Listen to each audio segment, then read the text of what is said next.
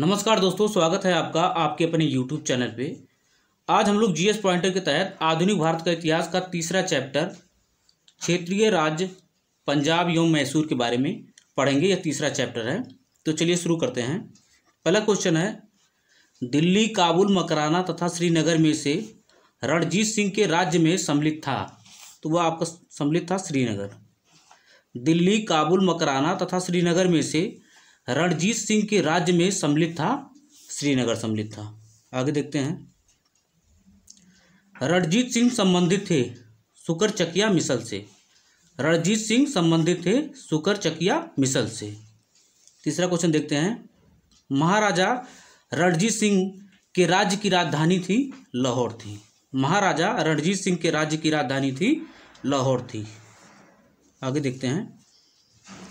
राजा रणजीत सिंह ने अदालत ए आला की स्थापना की थी तो लाहौर में की थी।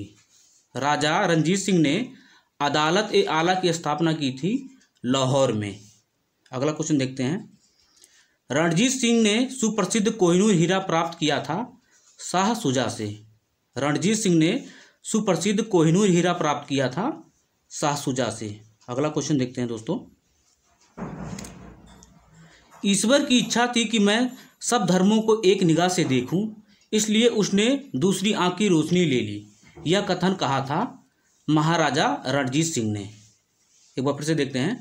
ईश्वर की इच्छा थी कि मैं सब धर्मों को एक निगाह से देखूं, इसलिए उसने दूसरी आंख की रोशनी ले ली। यह कथन कहा था महाराजा रणजीत सिंह ने। अगला क्वेश्चन देखते हैं। महाराजा रणजीत सिंह के उत्तराधिकारी थे खड़क सिंह थे। महाराजा रणजीत सिंह के उत्तराधिकारी थे खड़क सिंह थे। सिख राज्य का अंतिम राजा था दलीप सिंह। सिख राज्य का अंतिम राजा था दलीप सिंह। आगे देखते हैं दोस्तों। पंजाब के पूर्व महाराजा दलीप सिंह के विषय में 23 अक्टूबर 1893 को उनका निधन पेरिस में हुआ। नासिक में उनकी अंत्येष्टि हुई। उन्होंने कभी भी सिख धर्म नहीं छोड़ा था। वह कभी भी रूस नहीं गए थे। में से सही कथन है, तो सही कथन है 23 अक्टूबर 1893 को उनका निधन पेरिस में हुआ था। एक बार फिर से देखते हैं। पंजाब के पूर्व महाराजा दलीप सिंह के विषय में 23 अक्टूबर 1893 को उनका निधन पेरिस में हुआ। नासिक में उनकी अंत्येष्टि हुई। उन्होंने कभी भी सिख धर्म नहीं छोड़ा था। वह कभी भी रूस नहीं गए थे। में से सही कथन है 23 अक्टूबर 1893 को उनका निधन पेरिस में हुआ था। आगे देखते हैं दोस्तों।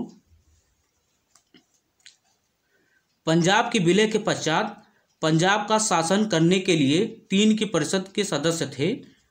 तो इसके सदस्य सर हेनरी लॉरेंस जो अध्यक्ष थे, जॉन लॉरेंस और चार्ल्स ग्रेनविल मानसेल। एक बार फिर से देखते हैं। पंजाब के विलय के पश्चात पंजाब पर शासन करने के लिए 3 की परिषद के सदस्य थे।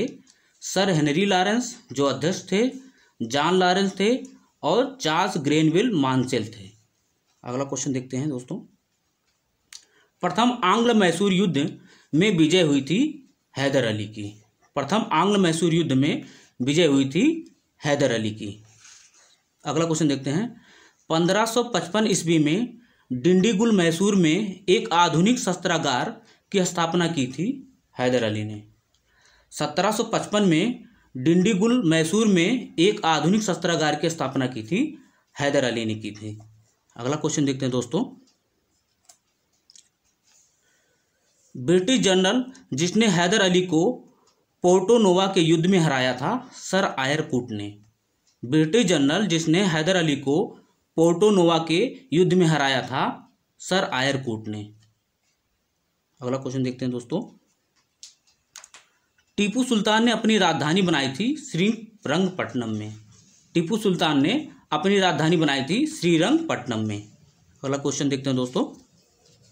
वह भारतीय शासक जिसने विदेशों में आधुनिक पद्धति से दूतावास स्थापित किए थे टीपू सुल्तान ने। वह भारतीय शासक जिसने विदेशों में आधुनिक पद्धति से दूतावास स्थापित किए थे टीपू सुल्तान ने। अगला क्वेश्चन देखते हैं दोस्तों। टीपू सुल्तान ने ब्रिटिश सेना को 1780 ईस्वी में हराया था पोल्लीलूर के युद्ध में। टीपू सुल्तान ने ब्रिटिश सेना को 1780 ईस्वी में हराया था पोल्लीलूर में। अगला क्वेश्चन देखते हैं। अंग्रेजों ने श्रीरंगपट्टनम की संधि की थी टीपू सुल्तान के साथ। अंग्रेजों ने श्रीरंगपट्टनम की संधि की थी टीपू सुल्तान के साथ। टीपू सुल्तान, अगला क्वेश्चन देखते हैं दोस्तों। टीपू सुल्तान अंग्रेजों के साथ युद्ध में मारे गए 1799 ईस्वी में। टीपू सुल्तान अंग्रेजों के साथ युद्ध में मारे गए थे 1799 ईस्वी में। अगला क्वेश्चन देखते हैं दोस्तों। आगे देखते हैं दोस्तों, इसमें दिया है सही सुमेलित युग्म है। सही सुमेलित युग्म है। तो प्रथम आंग्ल मैसूर युद्ध हैदर अली विजित हुआ। प्रथम आंग्ल मैसूर युद्ध में हैदर अली की जीत हुई थी, विजित हुए थे। द्वितीय आंग्ल मैसूर युद्ध में अनिर्णायक रहा था। द्वितीय आंग्ल मैसूर युद्ध अनिर्णायक रहा था। और तृतीय आंग्ल मैसूर युद्ध टीपू सुल्तान युद्ध में पराजित हुआ और अपना भूभाग अंग्रेजों को दिया। तृतीय आंग्ल मैसूर युद्ध श्रीरंगपट्टनम द्वारा यह समाप्त होता है, जिसमें टीपू सुल्तान युद्ध में पराजित हुआ और अपना भूभाग अंग्रेजों को दिया। अगला देखते हैं। चौथा आंग्ल मैसूर युद्ध टीपू सुल्तान पराजित किया गया और युद्ध के मध्य दिवंगत हुआ। चतुर्थ आंग्ल मैसूर युद्ध टीपू सुल्तान जो रहता है पराजित किया गया और युद्ध के मध्य दिवंगत हुआ। अगला क्वेश्चन देखते हैं दोस्तों। यह भी सुमेलित है। इसमें इधर संधि लिखा है, इधर वर्ष लिखा है। तो इलाहाबाद की संधि 1765 ईस्वी में। इलाहाबाद की संधि 1765 ईस्वी में। मंगलौर की संधि 1784 ईस्वी में। मंगलौर की संधि 1784 ईस्वी में। सालबाई की संधि 1782 ईस्वी में। सालबाई की संधि 1782 ईस्वी में। और मद्रास की संधि 1769 ईस्वी में। मद्रास की संधि 1769 ईस्वी में। अगला देखते हैं क्वेश्चन। अगला क्वेश्चन है, बेगम समरू ने एक अति प्रसिद्ध चर्च का निर्माण कराया था सरधना में। बेगम समरू ने एक अति प्रसिद्ध चर्च का निर्माण कराया था सरधना में। सही कथन है, यहाँ सही कथन दिया है, देखते हैं। महाराजा रणजीत सिंह ने लाहौर में तोपों के निर्माण के लिए आधुनिक ढलाई खाने स्थापित किए। आमेर में सवाई जय सिंह ने यूक्लिड के रेखागणित के तत्वों का संस्कृत में अनुवाद कराया।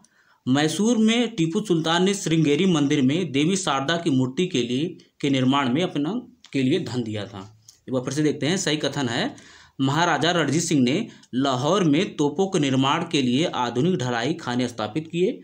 आमेर में सवाई जय सिंह ने यूक्लिड के रेखागणित के तत्वों का संस्कृत में अनुवाद कराया। मैसूर में टीपू सुल्तान ने श्रृंगेरी मंदिर में देवी शारदा की मूर्ति के निर्माण के लिए धन दिया।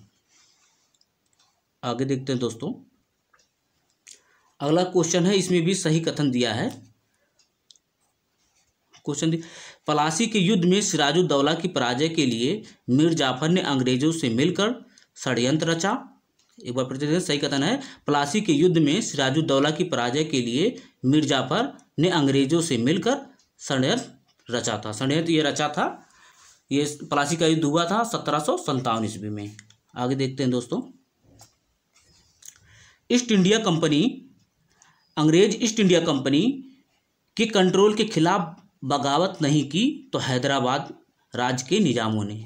अंग्रेजी ईस्ट इंडिया कंपनी के कंट्रोल के खिलाफ बगावत नहीं की हैदराबाद राज्य के निजाम ने। दोस्तों यही वीडियो ख़त्म होता है। अगर आपको वीडियो अच्छा लगा हो तो वीडियो को लाइक तथा चैनल को सब्सक्राइब कर दें और अपने दोस्तों में शेयर कर दें। इसके आगे का चैप्टर अगले पार्ट में देखेंगे। धन्यवाद दोस्तों।